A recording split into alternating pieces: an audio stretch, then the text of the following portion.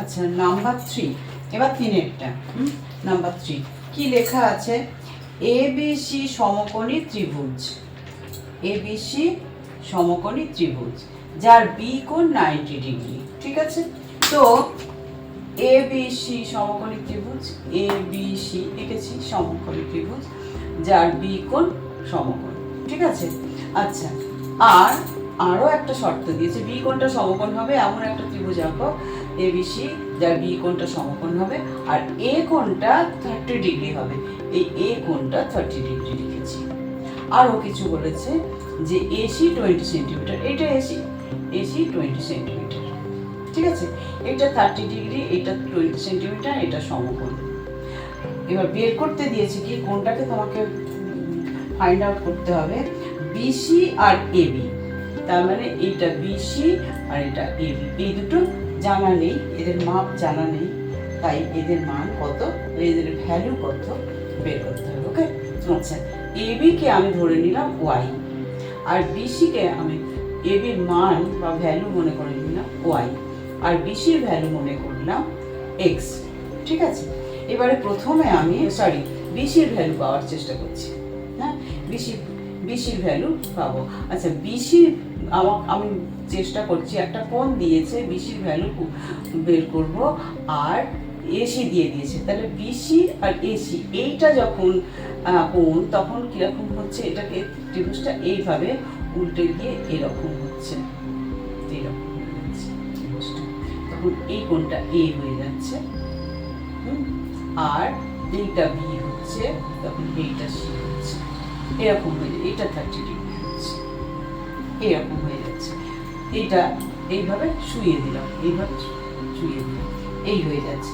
তাহলে তখন এক্স এর মান চেষ্টা করছি, এক্স এর মান এইটা, তার মানে এইটা যদি ভূমি হয়, এইটা তাহলে লম্ব, লম্ব আর অতিভুজের সম্পর্ক দেখো, এটা যদি ভূমি হয় এইভাবে যদি শুয়ে সোজা করে দেওয়া হয়, তাহলে এইটা যদি ভূমি হয় মানে এইটা যদি ভূমি হয় তাহলে এইটা লম্ব আর এটা অতিভুজ, তাহলে বিসি লম্ব আর এসি হলো অতিভুজ, যে বিসি লম্ব আর এসি হলো অতিভুজ। ঠিক আছে, তাহলে এক্স এর মান পাওয়ার জন্য আমরা কি করছি, লম্ব আর অতিভুজের সম্পর্ক এটা, তাহলে সাইন 30, লম্ব অতিভুজের সম্পর্ক মানে সাইন 30 ইকুয়াল টু 30 তো বলেই দিয়েছে, সো সাইন 30 ইকুয়াল টু লম্ব বাই অতিভুজ, লম্ব কত বিসি, অতিভুজ কত এসি। এবারে অতিভুজের মানটা কত, তাহলে সাইন 30 মান কত, ওই চার্ট থেকে দেখো সাইন 30 ভ্যালু হলো 1/2 ইকুয়াল টু লম্ব তো জানি না, লম্বটা বের করবো, হ্যাঁ, বা এইটাকে এক্স ধরি এখন, তাহলে এক্স বাই এইটা এসি হলো 20, লম্ব হলো এক্স আর এই লম্ব হলো এক্স আর অতিভুজ হলো 20, তাহলে এক্স বাই 20, ব্যাস এই হলো। তাহলে সাইন 30 মান বসালাম আর লম্ব এক্স অতিভুজ 20 সেন্টিমিটার, ক্রস মাল্টিপ্লিকেশন করি, তাহলে 2x into 2x equal to 20 into 1 20, তাহলে 2x equal to 20, x equal to 20/2 কাটো, কেটে দিলে 10 সেন্টিমিটার।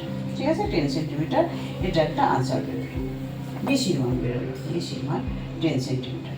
ওকে, আচ্ছা এদিকটা থাক। এবার কি করলাম, তাহলে এটা লম্ব অতিভুজের সম্পর্ক যেখানে সাইন 30 মান বসালাম, লম্ব আর অতিভুজের মান বসালাম, বসিয়ে এক্স এর মান পেয়ে গেলাম।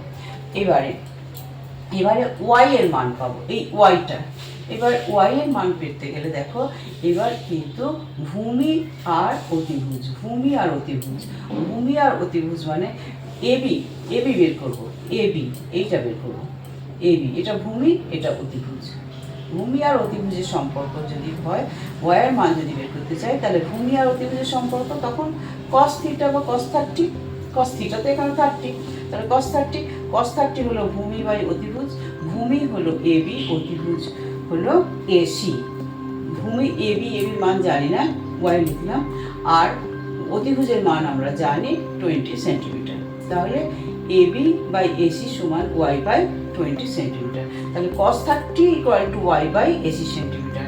এবার cos 30 মান বা ভ্যালু পুট করে মান বসাই, 4 থেকে দেখো √3/2, cos 30 হলো √3/2 ইকুয়াল টু ওয়াই বাই 20, এই যে ওয়াই বাই 20, হ্যাঁ √3/2 ইকুয়াল টু y/20। এবার ক্রস মাল্টিপ্লিকেশন করো, তাহলে y2 into y 2y equal to 20 into √3 20 √3, তাহলে y ইকুয়াল টু 20√3/2, 2 আর 20 কেটে দাও, কেটে দিলে 10√3 সেন্টিমিটার। এটা আর একটা আনসার। কোনটার আনসার এটা? না, y এর মান, ab এর মান। এটা হলো ab এর মান, ab এর ভ্যালু 10√3, আর এটা হলো bc এর ভ্যালু 10, অনলি 10 সেন্টিমিটার আর 10√3 সেন্টিমিটার। ঠিক আছে, এটা আর এটা। হ্যাঁ, এবার ঠিক আছে, এবার মুছে দিই তাহলে এটা পরেরটা।